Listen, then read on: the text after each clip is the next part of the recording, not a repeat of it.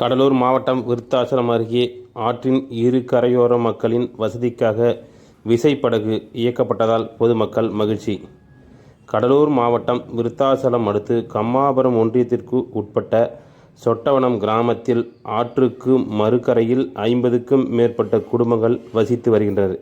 இந்நிலையில் நேற்று 80 வயது கொண்ட ராகரத்தினம் என்ற முதியவர் இறந்த நிலையில் அவரது உடலை ஆற்றின் தெப்பக்கட்டைகள் மூலம் அவரது உறவினர்கள் எடுத்து வந்து ஈமச்சடங்கு செய்தனர்.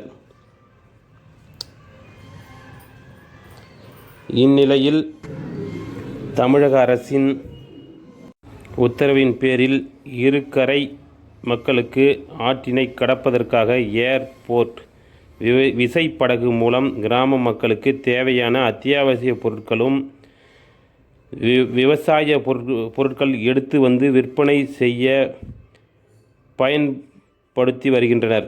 தமிழக அரசின் உத்தரவால் காலையில் இருந்து மக்கள் மகிழ்ச்சியுடன் தங்களது பொருட்களை எடுத்து சென்று வருகின்றனர். மேலும் விருத்தாசலம் சார் ஆட்சியர் பிரவீன்குமார், வட்டாட்சியர் சிவகுமார் படகு மூலம் மறுகரைக்கு சென்று பாதிக்கப்பட்ட விளைநிலங்களை பார்வையிட்டு மேம்பாலம் அமைத்து தருவதற்கான வழிவகையையும் வெள்ளத்தால் பாதிக்கப்பட்டவர்களுக்கு நிவாரணம் பெற்று தருவதாக உறுதியளித்தனர்.